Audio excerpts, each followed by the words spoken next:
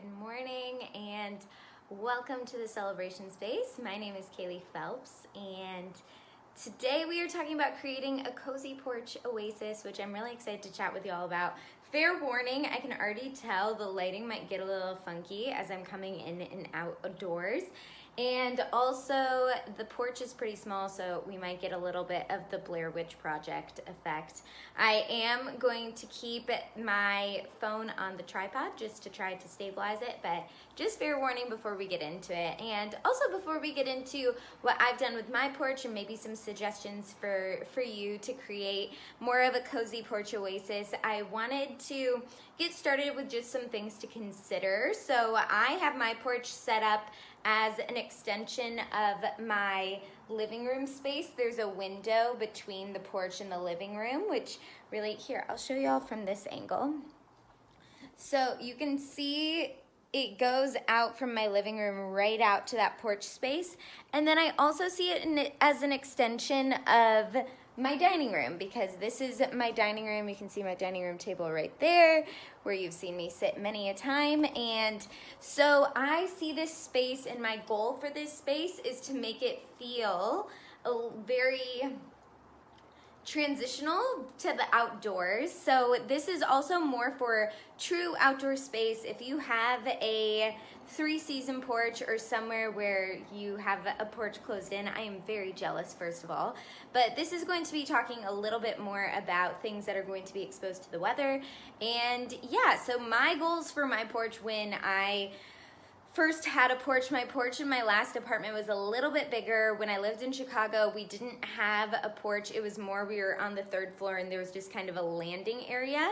And the bistro table behind me that you'll see is the focal point of this porch. And I've had this since 2012. It was actually my dining room table in my apartment in Chicago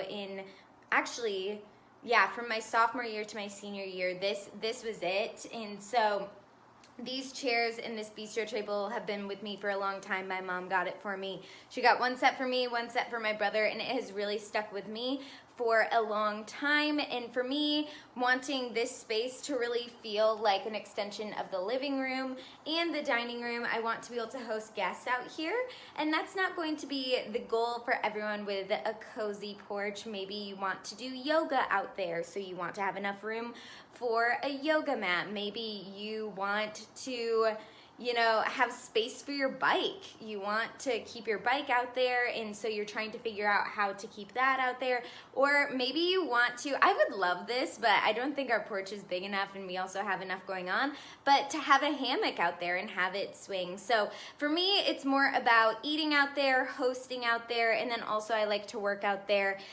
So for me, it's all about accessibility and making it feel like an extension of the indoors. So if you've seen my breaking down doors video, you know that these are on either side of the porch. It connects to the dining room and the bedroom. So these have been essential, and they especially help with bugs coming in and out, and also for bringing food in and out, so it's like you're not busting through a door. And our cats love spending time on the porch. They don't get any other time outside just because we live in an apartment complex. So I wanted to show y'all a little bit. I'm gonna put my coffee down of what this looks like, and I wanted to start with this rug because I think that not everyone has a rug on their porch, and also these art pieces. So I think that there are some things that can really make an outdoor space feel more cozy and like it's an indoor space if you add some texture, if you have a theme and you treat decorating it as you would an inside space. So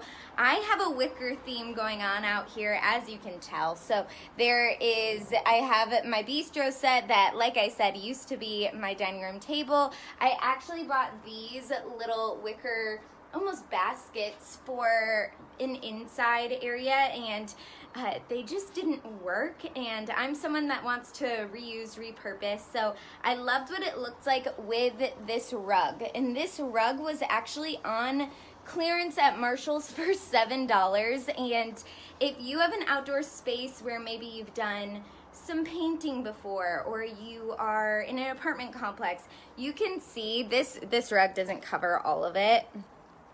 you can see that there is just some wear and tear out here. So rather than, you know, I live in an apartment, I'm not gonna get a power washer just to, you know, make my porch look pretty, but this rug covers a lot of that wear and tear. So I would say these are two really big pieces that make my porch a lot more cozy and make an extension of that dining room and my living room as well. So I also, just a huge factor for me is weather. So if you live up north, it's really cold and the leaves are changing and everything. Down here, it's just getting cool. And also, it rains different in the south. I think it's also just proximity to the ocean, but we have gotten some really bad thunderstorms this summer. We always do, especially coming from Hurricane Sally most recently. So I always try to leave a space from the overhang to be able to have some space where when it rains and it pours sideways, there's some space right here so everything, including my little rug, doesn't get soaked. If it does get soaked, it's not the biggest deal because it's like an indoor-outdoor rug material and it can just dry off. But I do like to have things on my particular porch able to just grab it off the wall and go so that it can fit into the storage closet that I actually just featured last week. So it all fits right in there. These stack up, we throw it in there, and that is great. Along the same lines, I actually had my plant, my iron, I think it's an iron plant. My iron plant used to be in this little corner because this is where we get some of the most light. So this was where it used to live, but it was getting really wet, and for that particular type of plant, they don't need that much water, and they also don't need that much sun. It's a very hardy plant. So I actually have some smaller, just fake plants here. So this is fake grass. And these little wicker balls were on some old lights that I have had above my porch in my last apartment, and those lights burnt out, but I still loved these wicker balls just to add some texture and to add another focal point on the porch. So these also get filled with water. So after there's a rainstorm, I literally will dump these out and just am trying to stay really conscious of when I'm not using a really beautiful little potted plant holder, a little pot, I like to use it just for other things rather than just having it sit in a corner of my storage closet. So that's what these three are down here, and it makes me aware too of, I love plants, but right now I don't have a ton of natural light. You can watch my buying and organizing plants video, but we are right in the middle. I feel like it's like a tree house. We're right in the middle of a tree. We're on the second floor, so we don't get a ton of light, but it does the trick for us. So I also wanted to talk about, as you are styling maybe an outdoor space to make it cozy, having a centerpiece in the middle of a table as you would a regular dining room table, I think is great. And I have a fake plant. This is a fake succulent that I like to have, and I like it because it's more seasonal for, I guess it is transitional through all of the seasons. So it looks really green in the summer, it looks hardy in the winter. It's pretty easy to keep, and because it's fake, I can throw it up when we're eating out here, and it's pretty easy to have come and go. So that is really the front of the porch. And also up above, I'm a huge believer in using what you already have. I've mentioned a few times that I belonged to a community garden where I volunteered for the Garden for the Hungry, and then I had my own garden plot, which was really fun and like so lovely. Something I kind of wish that I had now, but it's in a different neighborhood in Atlanta, and I was traveling so much for work and doing so many different things that I wasn't able to keep up with it. But I did keep a lot of my materials from my garden, and some of those things you can see in my iron plant that I have a little sun and a little kind of wind stake. And rather than just getting rid of the things that I had in my stakes in my garden, I actually kept them so that they're here and I can always incorporate them into my next garden. I also have up here, you can see a couple little sunflowers that were also hanging on. They have little bells on them, which was more to scare away bunnies and different things that we're going to try to eat all of my produce. So they are up there, which they actually may have a really nice wind chime effect. You can't see my lights, I don't think. So you can see the cord though. Maybe, yeah, it's getting blown out. But these lights I actually got, they're solar powered. I got them from Target, and they were little mason jars that were really cute, and it looked like they had little fireflies in them.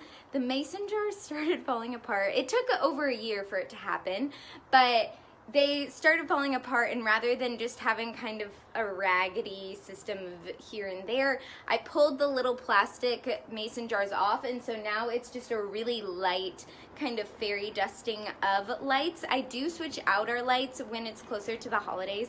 Y'all might be able to hear Marta right now. We live near the train station, which I love after living in Chicago, that I can hear a train go by. But this is really great, and I like having the solar panel, so we put it right over there where I said we get the most light in the morning so that it can charge up. And we do have a little outlet over here, so we'll switch up those lights as we get closer to the holidays, and just to spice it up a little bit. I also am going to be decorating for fall on Friday. Now that it's officially fall, I'm officially in a sweater.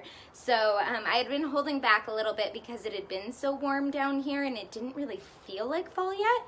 But I do have different seasonal centerpieces and different things for inside and outside. I truly believe, and I'll emphasize this on Friday, in having a touch of a season in every room, even if it's just one thing.